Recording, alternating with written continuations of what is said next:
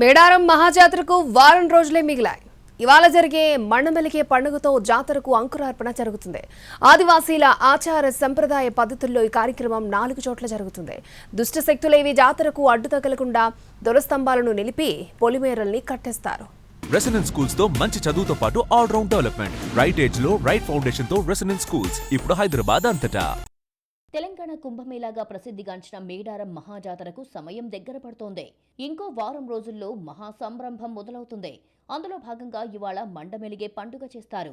జాతరలో ఇదే ప్రధాన ఘట్టం.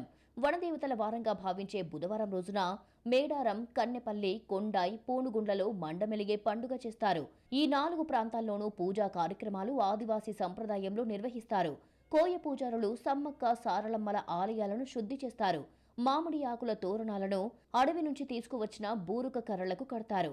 వాటిని మేడారం, కన్నెపల్లి పొలిమేరల్లో నిలుపుతారు. మహాజాతరకు దుష్ట శక్తులేవి అడ్డు రాకుండా, దిష్టి తగలకుండా ఈ దొరస్తంభాలను ఏర్పాటు చేసి పొలిమేరల్ని కట్టేస్తారు. ఒక్క మాటలో చెప్పాలంటే గ్రామాలను అష్టదిగ్బంధనం చేస్తారు. మండమెలిగే పండుగ సందర్భంగా ఆదివాసీలు, పూజారుల కుటుంబీకులు, గ్రామస్తులు వారి వారి ఇళ్లను శుభ్రం చేసుకుని అమ్మవార్లకు పూజలు నిర్వహిస్తారు. బంధువులను, ఆడబిడ్డలను ఇళ్లకు ఆహ్వానిస్తారు. మహాజాతర ముగిసిన అనంతరం వారందరికీ చీర, సారీ పెట్టి పసుపు కుంకాలతో సాగనంపుతారు. ఇది పూర్తిగా కోయ సాంప్రదాయాలకు అనుగుణంగా జరిగే పండుగ. మండమెలిగే పండుగతోనే మేడారం జాతరలో తొలి అడుగు పడుతుంది. ఈ పండుగతో జాతరలో ప్రధాన ఘట్టాలకు మార్గం సుగమం చేస్తుంది.